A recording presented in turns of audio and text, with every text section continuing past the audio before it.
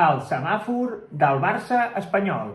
El Barça ha guanyat 7-1 a l'Espanyol en un partit amb dues parts molt marcades. En verd,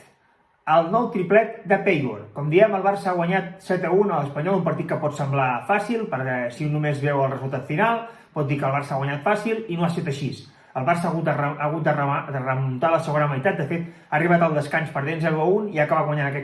tots aquests 7 gols els ha fet a la segona meitat, amb el canvi tàctic, amb l'entrada d'algunes jugadores. El Barça ha aconseguit aquest resultat que és molt avoltat i que si alguns només miren el resultat diran que el Barça ha guanyat clar i no és així, perquè com diem el Barça ha jugat amb foc a la primera meitat, ha començat amb un 11 amb experiments, amb molts experiments, ha intentat amb Jana jugant al darrere amb Paredes i Mapi, amb una doble de fals 9 amb Kika i Rolfo que no ha funcionat a la primera meitat, i amb unes bandes en què hi havia Vicky a un cantó,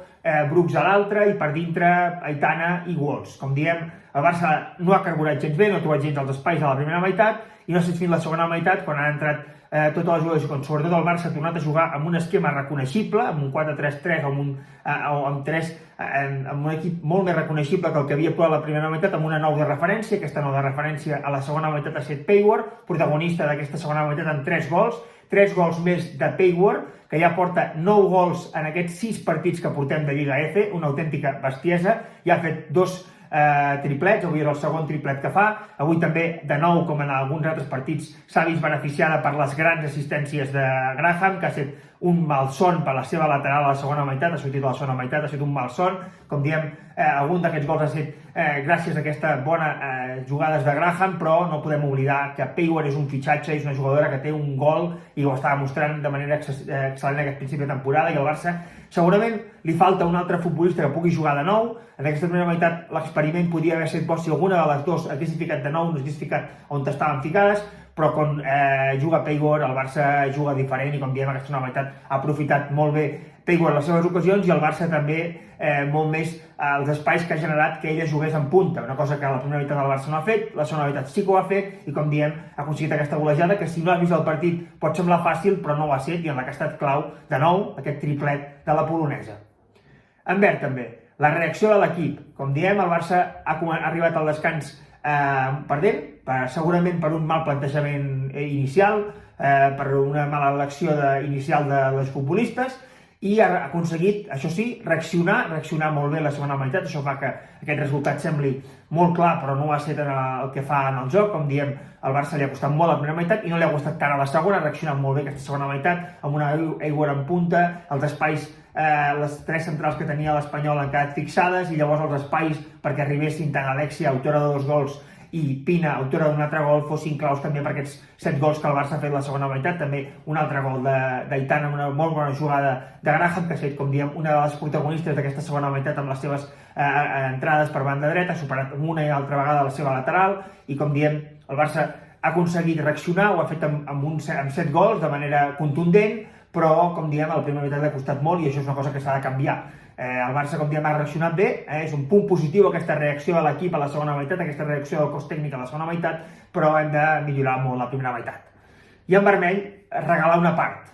Ho vam dir el dia del City i és el segon partit segurament que passa en aquesta Lliga F. El Barça, amb un plantejament, una idea, unes coses noves que ha intentat Pere Romeu, ha regalat una part. El Barça ha regalat la primera part, perquè al final ha marxat al descans perdent 1-0, sense generar pràcticament arribades, només una arribada de Vicky López amb una jugada personal, un xut des de fora l'àrea molt tou de Pina, com diem, un equip en què a més l'Espanyol ja ha marcat i a més ha arribat 2 vegades més en perillositat, com diem, en què l'equip no ha trobat gens als espais, ha intentat, com diem, d'inici l'equip jugar amb 2 falses 9, tant Rolfo com Kika jugaven per dintre, però no feien de fals 9, les 3 centrals de l'Espanyol no tenien ningú a qui marcar, per tant, estaven molt més lliures per poder tapar i els espais per les jugadors de segona línia no hi eren. Això a la segona part amb l'entrada de Peigur sí que hi ha set. Segurament si tant Rolfo o Kika s'haguessin ficat més per dintre fixant les centrals, aquests espais els hagués pogut trobar també a la primera meitat, però no s'ha fet. Com diem,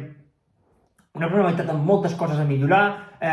Pina tampoc ha trobat el seu espai, a les bandes només ha aconseguit generar alguna superioritat Brooks a la seva banda, a l'altre cantó a Vicky li ha costat molt superar la seva d'allò, més enllà d'una jugada, com diem, individual en cap damunt de marcar, i com diem, una primera part molt millorable. Va passar també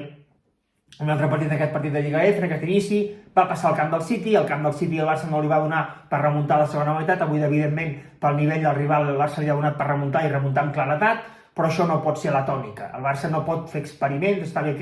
que comencem i que un entrenador nou vingui amb idees noves, està bé,